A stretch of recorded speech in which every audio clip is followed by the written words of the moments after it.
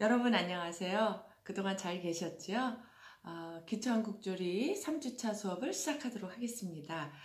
지난 시간에 배운 한국 요리의 역사적 배경과 발달에 대해서 다시 한번 요약을 해보도록 하고요. 그 다음에 오늘 3주차 수업인 육류의 조리법에 대해서 알아보도록 하겠습니다. 지난 시간에 배운 한국 요리의 역사적 배경과 발달 이렇게 공부했는데요. 제일 처음에 중요한 것이 그 한국의 자연 환경이라고 말씀드렸습니다. 한 나라의 음식 문화는 자연 환경과 밀접한 관계가 있기 때문에 우리나라처럼 반도 국가이면서 삼면이 바다로 접해 있고 북쪽은 저쪽 내륙에 속해져 있는 그런 나라의 지리적인 여건에 살고 있고요. 그리고 계절의 변화가 뚜렷하고 그리고 강우량, 일조량 등 여러 지역마다 조금씩 틀려서 농민과 축산, 밭농사 그리고 농농사가 발달되었다는 게 한국 음식에 영향을 주어서 다양한 음식 문화를 발달시킬 수 있었다 이렇게 말씀을 드렸습니다. 그래서 5천년의 식생활을 보게 되면은 우리 한국은 비살무늬 토기를 가진 시베리아계 어족에서부터 시작되었다고 말씀을 드렸고요.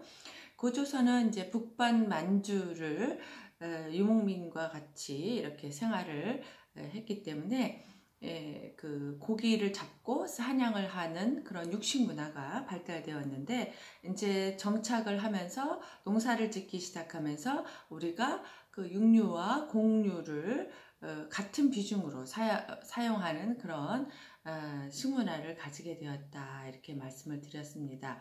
그래서 중국 문헌의 맥족이라고 우리가 불렀는데 맥족이란 맥적을 이라고 하는 요리에서 비롯되었는데 고기를 미리 조미를 하여서 굽는 것으로 오늘날의 우리 불고기와 같은 형태의 요리였다 이렇게 말씀을 드렸습니다. 그래서 지금도 맥적이라는 요리가 있습니다. 그래서 돼지고기에 된장 양념을 하여서 굽는 그런 요리가 되겠습니다.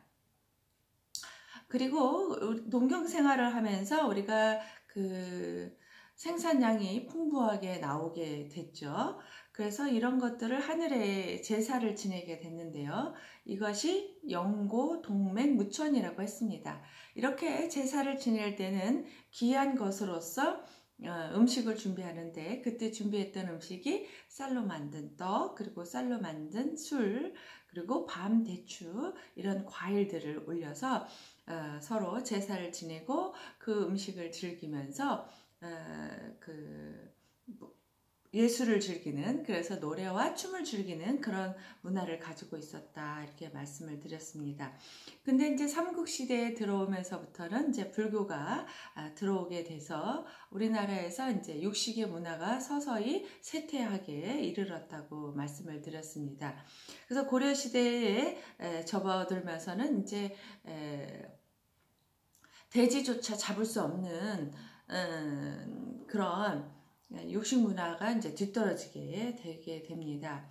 그래서 동물성 식품보다는 식물성 식품을 이용한 재료를 많이 먹게 되고 식물성 그 식재료를 맛있게 먹기 위해서 우리가 조미료나 향신료를 적절히 이제 사용하게 되었다고 말씀을 드렸습니다. 그리고 이제 조선시대에 이제 들어오면서부터는 우리가 다시 유교 정책을 핀다고 얘기했습니다. 그래서 유교는 그 개를 잡아서 제사를 지내는 풍속이 있었기 때문에 개를 이용한 요리들이 발달이 되고 다시 육식을 이용한 요리들이 발달이 되게 되었다라고 말씀을 드렸습니다. 그래서 이거를 조선시대의 문화는 숙류 억불 정책이라고 얘기를 했고요. 그래서 조선시대에서부터는 이제 그 빈부의 격차가 이제 심해지고 신분 사회가 이제 되면서 밥상에도 3첩, 5첩, 9첩, 12첩, 임금님의 수라상은 12첩으로 이렇게 구분된다고 말씀을 드렸고요. 그리고 조선시대 이제 임진왜란 이후에는 고추가 일본에서부터 들어오면서 이 고추를 이용한 요리들이 발달하게 되는데, 이것이 이제 김치에 고추를 넣게 되기도 하고 고추장을 만들어서 먹게 되기도 했다고 말씀을 드렸습니다. 그리고 조선시대에는 고려시대에 청자가 유행했다면 고려시대에는 조선시대에는 깨끗하고 순박한 백자가 만들어지고 그것으로 상차림을 하게 되었다라고 말씀을 드렸습니다. 그래서 조선 500년이 이제 끝나가면서 일제치하를 거치면서 우리는 또 일제의 영향을 받게 되고, 또 그 일제에서 벗어나면서 우리가 6.25 사변이 일어나서 역시 서양 문물을 접하게 되었다라고 이렇게 말씀을 드렸습니다. 그러면서 이제 개화기 시기에는 그 서양의 요리를 먹고, 그 다음에 이때는 통조림, 서양 과자, 커피도 먹을 수 있었다라고 얘기를 했습니다. 그런데 이제 1963년에 라면이 나오기 시작했고, 70년에 이제 햄버거가 우리나라에 들어오면서 이제 서양의 음식 문화가 점점 들어오게 됐죠. 그래서 30년간의 서구 식습관을 하면서 우리는 비만이라든가 고혈압 등 성인병이 높아지기 시작했고요.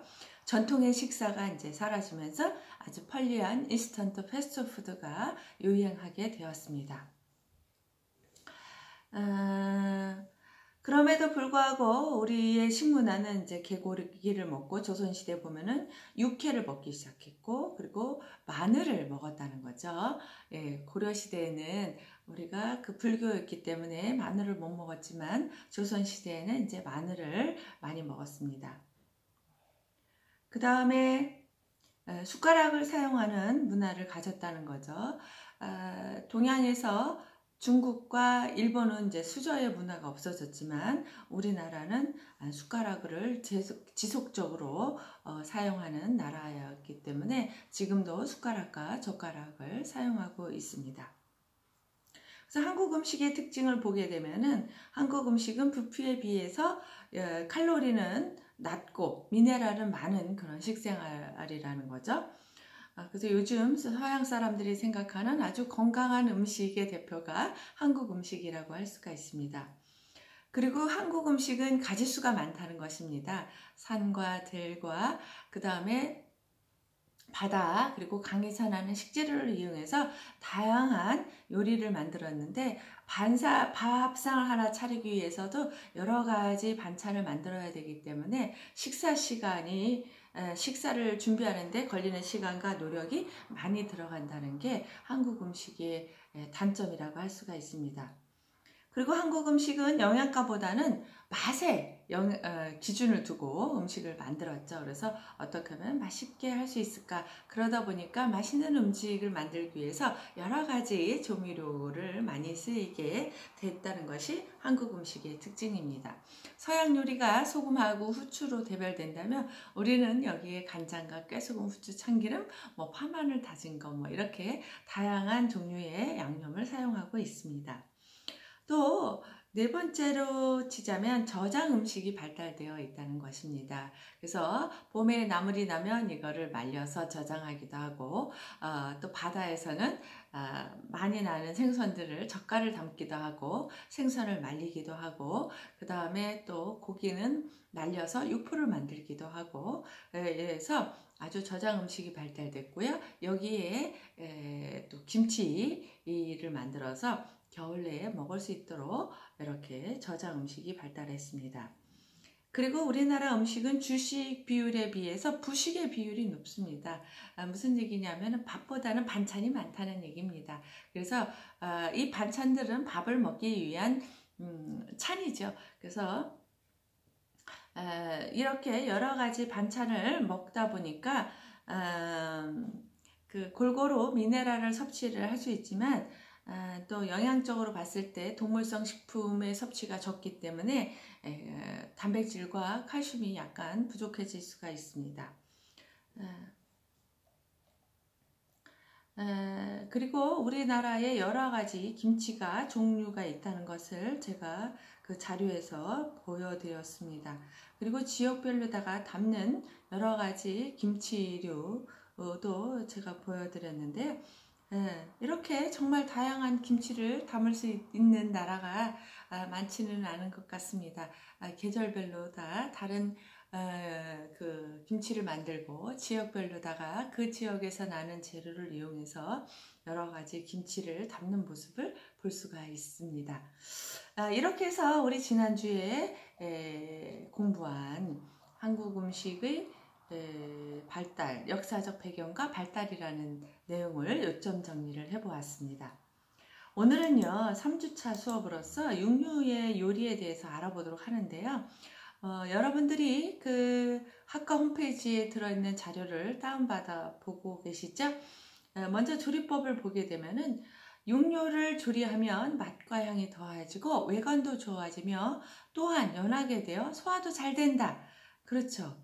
우리가 고기를 날로 먹는 것보다는 훨씬 맛과 향이 좋아지죠. 그리고 외관도 좋아지고 연해져서 소화도 잘 되죠.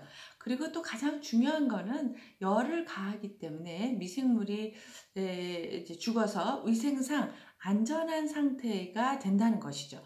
우리가 대부분의 식중독 사고의 원인이 되는 것들은 날것으로 먹었을 때 발생된다는 것을 알 수가 있습니다. 여름철에 많이 먹는 생선회, 굉장히 위험한 식품이 되기도 하죠. 그리고 쇠고기를 날로 먹는 것도 역시 기생충 감염의 원인이 될 수가 있기 때문에 우리가 열을 가해서 먹는 거는 정말 육류를 안전하게 먹을 수 있는 방법 중에 하나라고 할 수가 있겠습니다. 그래서 육류를 조리하는 데 있어서 스별조리와 건열조리가 있는데, 스별조리는 그야말로 물이 들어가서 요리를 하는 얘기를 합니다. 건열조리는 물을 사용하지 않고 하는 구이 이런 것들을 얘기를 할 수가 있겠죠. 그래서 이제 스별조리를 먼저 보게 되면은요, 고기를 물이나 액체에 넣어서 가열하거나 수증기로 찌는 방법이다. 그래서 우리가 쉽게 얘기하면은 이제 편육 같은 거를 얘기할 수가 있겠죠. 물에다 넣고 고기를 삶아서 먹게 되죠. 그렇게 하게 되면은 어떻게 되냐면 결체 조직에 들어있던 콜라겐이 젤라틴화된다. 여러분들 젤라틴 보셨는지 모르겠어요. 사골 국물 같은 거 오랫동안 이렇게 끓여서 두었다가 보면 이렇게 묵처럼 하얗게 이렇게 있는 것을 볼 수가 있는데, 이것은 이제 그 콜라겐이 젤라틴으로 녹아져 나와 있는 상태입니다. 그래서 굉장히 부드럽게 되죠. 여러분들이 고기도 보셨나 모르겠어. 훨씬 고기를 삶게 되면 부드럽고 연해지는 것을 경험하셨을 것입니다. 그래서 이렇게 오랫동안 삶아서 편육을 만드는 이제 이런 고기는 좀 결체 조직이 있는 부분, 이렇게 뼈와 뼈마디가 있는 부분, 또는 살과 살 사이에 근육 같은 것이 있어서 서로 연결됐던 부분을 갖다가 끓이게 되면은 이렇게 그 젤라틴이 많이 나오는 것을 알 수가 있습니다. 그래서 장정육이나 양주육, 사태 등을 이용하게 됩니다. 편육을 보게 되면은 물에다가 고기를 덩어리째 넣어서 한 3시간 정도 삶은 다음 젓가락으로 찔러보아 들어가고 붉은 피가 나지 않으면 건져서 냉수에 담갔다가 300보자기에 꼭 싸서 무거운 돌로 3시간 내지 8시간 눌렀다가 고기 별 반대로 썬다. 여러분들 소머리 편육 드셔보셨나요? 소머리 고기? 예, 그래서 이거를 푹 삶은 다음에 살을 발라가지고 이렇게 배보자기에 싸가지고 돌로다가 꼭 누른 다음에 이거를 자르게 되면 묵처럼 됩니다. 예, 그러면 아주 부드러운 고기를 먹을 수가 있는데요. 정말 쇠고기 편육 아니면 돼지 머리 누른 거라는 거, 이런 거가 이런 요리에 해당이 되겠습니다. 그 다음에 이제 장조림이 있는데요. 장이라고 하는 것은 간장을 얘기합니다. 그래서 간장에다가 졸였다는 뜻인데요. 고기를 큼직하게 썰어서 물에다가 이제 끓인 다음에 기름을 이제 걷어내고 여기에 국물에다가 넣어서 끓이게 되는데, 여기에 이제 간장을 부어서 끓입니다. 그러면 얘가 짭짤하게 되는데, 있는데 이거는 저장 음식으로서 아주 좋죠. 여러분들이 죽을 먹을 때 이 장조림 드셔보셨을 겁니다. 아주 짭짤하니 맛있죠. 그 다음에 탕이 있습니다. 그래서 고기의 수용성 단백질과 지방, 무기질 또는 유출 성분이 최대한 탕으로 용해되도록 해서 소금을 약간 넣고 냉수에서 3시간 내지 4시간 끓입니다. 여러분들이 아마 제사 때 끓이는 쇠고기 무국 어떻게 끓이시죠? 양준머리를 푹 고아가지고 거기에 무를 넣고 끓이게 되는데, 그러면 굉장히 국물도 맛이 있고 뭐랄까요, 고기도 꼬들꼬들하고 맛있죠. 이렇게 해서 끓이는 게 이제 탕입니다. 그래서 탕, 제사국에 올리는 국을 우리가 탕이라고 이렇게 부르고 있죠. 그 다음에 이렇게 고기를 오랫동안 끓이면 거기에 이제 거품이 생기는데요. 이 거품을 좀 걷어내서 끓이게 되면은 깨끗한 그런 국물을 얻을 수가 있습니다. 그 다음에 찜 요리가 있죠. 여러분들 사태찜, 갈비찜 드셔보셨죠? 정말 맛있지 않아요? 고기를 삶아서 익힌 다음에 건져서 여기에 양념을 여러 가지 하죠. 간장에다가 배도 갈아 넣고 마늘, 파, 깨소금 이런 거 다 넣어서 양념에 재워서 부드럽게 익힌 고기죠. 그래서 고명을 얹어서 부드럽게 익은 고기를 고명을 얹어서 내게 되는데요. 정말 그 고기의 그 감칠맛을 진하게 느낄 수 있는 조리법이 이 찜이라는 요리법 같습니다. 그래서 질긴 사태살이나 갈비살을 오랫동안 부드럽게 간장 양념에다가 이제 찜을 하는 거죠. 그래서 이거는 삶는 것보다는 물이 적게 들어가죠. 그래서 그 국물이 완전히 쫄아들을 때까지 오랫동안 찜을 하게 됩니다. 그 다음에 이제 건열조리가 있는데요. 이 건열조리라고 하는 것은 아까도 말씀드렸다시피 불을 사용하지 않고 그냥 고기를 굽는 거죠. 우리 쉽게 야외에 가서 고기 구워 먹는 거가 이 건열조리에 해당이 됩니다. 수분 없이 100도씨 이상의 고온에서 가열하는 방법인데요. 우리가 그 건열조리의 대표적인 것이 구이입니다. 그래서 표면에 단백질이 응고되어 내부의 영양소의 유실을 막기 때문에 맛이 진하고 향이 독특하다. 그래서 우리가 그 어떤 그 나무에다가 이 고기를 구웠느냐에 따라서 맛이 다르죠.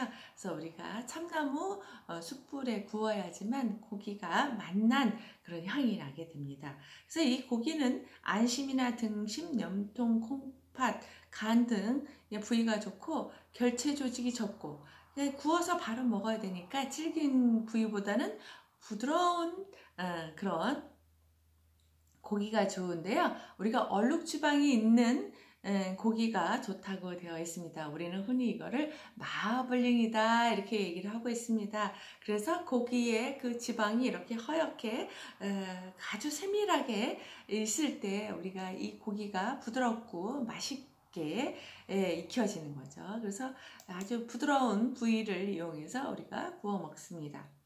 그 다음에 튀김을 하게 되는데 비타민 B1의 손실이 적고 고기의 비린내를 없애기 때문에 널리 이용된다. 고기의 크기나 분량에 따라 약간의 차이는 있으나 튀기는 기름의 온도가 180도 플러스 마이너스 10도가 좋다.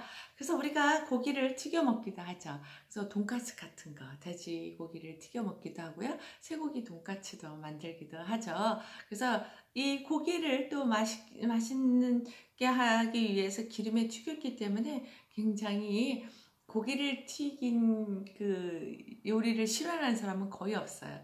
우리가 닭고기를 튀긴 것이 치킨이라고 하는 것이죠. 그래서 여러분들이 닭고기를 튀겨서 양념에 버무린 양념치킨, 그냥 닭고기를 튀긴 거 이것도 굉장히 좋아하는데요. 건열조리의 대표라고 할 수가 있습니다. 그래서 이렇게 우리가 육류의 그 조리법, 스벨조리와 건열조리에 대해서 알아봤는데요. 그 다음에는 이 소고기 부위별 용도에 대해서 알아보도록 하겠습니다. 여러분들 제가 보내드린 자료에 보면은 이렇게 쇠고기 소가 한 마리 그려져 있고요. 여기에 그 부위별로 명칭이 쓰여져 있죠. 그래서 여기 1번이 소머리인데요. 소머리는 편육이나 찜을 합니다. 또는 뭐 탕을 하기도 합니다. 사실은 쇠머리를 푹 고아가지고 쇠머리 곰탕을 끓여 먹기도 하죠. 여기는 이제 쇠머리 고기는 머리고기니까 조금 질기니까 이렇게 찜이나 편육을 하고요. 그리고 머리에서 이 등심 연결되기 전에 이 목덜미살, 이거를 장종육이라고 하는데 이 부분은 구이나 전골이나 편육, 조림에 이용하게 됩니다. 3번은 이제 어디냐면은 그 장정육 밑에 그 다리살 중에서 위에 윗부분이죠. 윗부분에 있는 부분이니까 이 고기는 어떻게 했습니까? 질긴 부분이죠. 소가 운동을 많이 하는 부분이기 때문에 결체 조직이 많은 부분인데요. 우리가 이 부위를 뭐라고 얘기를 하냐면 양지육이다 라고 얘기합니다. 여러분들이 아마 탕이나 국을 끓일 때 양진머리 많이 사다가 하셨을 겁니다. 이 부분은 운동을 많이 했기 때문에 결체 조직이 있고요. 오랫동안 끓이게 되면 맛난 맛이 많이 우러나는 부위입니다. 그래서 이 부분은 구이나 전골, 조림, 편육, 탕에 이용되기도 합니다. 그래서 저쪽 4번은 이제 등심인데요. 등뼈를 중심으로 해가지고 등 쪽에 있는 것을 등심, 등뼈를 중심으로 해서 안쪽에 있는 것을 안심이라고 하는데 여기서 그 안심이 어디냐면은 저 4번은 등심, 그 다음에 8번이 안심에 해당이 됩니다. 그래서 여기 등 쪽을 중심으로 해서 등 쪽에 붙어 있는 이 살은 등심인데 고기가 굉장히 부드럽죠. 8번도 마찬가지로 아주 부드러운 부위입니다. 그래서 이 부위는 등심은 전골이나 구이, 볶음용에 이용합니다. 여기 8번의 안심도 전골, 구이, 볶음용에 이용합니다. 그래서 우리가 고기 구이, 스테이크를 한다 그러면 안심 스테이크, 등심 스테이크를 많이 하고 있습니다. 부드럽기 때문에 그렇죠. 그 다음에 그 5번 그 등심 밑에 갈비라고 되어 있는데 사실은 그 안쪽에 있는 갈비를 얘기하죠. 갈비는 좀 질기기 때문에 우리가 찜이나 구이, 탕으로 이용하고 있고요. 그 다음에 7번은 4번 뒤에 등심 뒤에 붙어 있는데요. 이 부분은 어디냐면 채끝살이라고 얘기를 합니다. 채끝살은 구이나 조림, 찜, 찌개, 전골 등에 이용되고요. 그 다음에 안심 밑에 있는 6번 이거는 쇠역지라고 얘기를 하는데요. 이 부분은 조림과 탕으로 이용되게 됩니다. 그리고 여기 밑으로 내려와서 9번 보실까요? 9번은 뱃살이죠. 우리가 이 부분은 업진육이라고 부르는데요. 이 업진육은 편육과 탕, 조림, 육수로 사용되고 있습니다. 그리고 이쪽 뒤에 10번인데요. 굉장히 엉덩이살이에요. 여기서는 소가 좀 작아서 부위가 크지는 않은데 엉덩이살이죠. 엉덩이살은 어떠냐면 굉장히 부위가 넓게 되어 있고 지방이 적고 엉덩이는 별로 움직이지 않기 때문에 근육이 발달되어 있지는 않죠. 그래서 살이 부드러운 게 특징인데요. 이 우둔살은 우리가 엉덩이살이라고도 부르고요. 조림과 포, 구이, 산적, 육회, 육전감으로 이용됩니다. 무슨 얘기냐면 굉장히 부드럽기 때문에 날고기를 먹을 수 있는 거죠. 그래서 육회를 먹기도 하고요. 육전, 쇠고기를 이렇게 밀가루 계란 입혀서 부친 그런 전을 할 때도 사용되는 부위입니다. 그리고 육포를 만들 때도 이 우둔살을 가지고 만들고 있습니다. 그 우둔살 밑에 11번이 이제 중치살인데요. 조림이나 탕에 이용되고요. 12번은 이제 홍두깨살입니다. 그래서 홍두깨살은 조림이나 탕에 이용되는데요. 홍두깨살을 가지고 우리가 장조림 부위로 많이 하게 됩니다. 이 부분도 역시 기름기가 적고 살코기만 모여져 있는 부위거든요. 그래서 이 홍두깨살 같은 경우는 고기가 이렇게 잘 찢어집니다. 그래서 우리가 장조림을 만들어서 실같이 찢어서 먹을 수가 있죠. 그 다음에 13번은 뒷다리 중에서 그 양진머리에 사용했던 양진머리 부위와 같은 거죠. 뒷다리에 있는 살인데요. 역시 다리살인데요. 이 부분은 대접살이라고 부르고 구이나 조림, 육회, 육포, 산적감으로 이용됩니다. 그 다음에 14번 꼬리는 이제 우리가 탕으로 먹죠. 우리는 이제 꼬리도 다 끓여서 먹습니다. 속꼬리곰탕 하면은 우리는 보양식으로 알고 있죠. 그 다음에 15번은 이제 사태살입니다. 앞에 다리살인데요. 양진머리 밑에 그 아랫다리와 윗다리 연결되는 그 부위의 살인데요. 이 부분도 역시 운동을 많이 하기 때문에 고기가 질기겠죠. 이 부분은 이제 조림이나 탕, 편육, 찜으로 사용됩니다. 16번에 족발. 우리가 우족탕 드셔보셨나요? 쇠고기 족국을 끓여서 만든 요리인데요. 예, 이거를 오랫동안 푹 끓이게 되면은 이렇게 젤라틴이 만들어집니다. 그래서 맑은 뽀얀 국물이 만들어지면서 이제 여기에 그 말랑한 젤라틴 같은 물컹물컹한 것들이 있습니다. 예, 이렇게 해서 우리가 쇠고기의 부위별 명칭에 대해서 알아봤습니다. 잠시 쉬었다가 돼지고기의 부위와 명칭을 알아보도록 하겠습니다.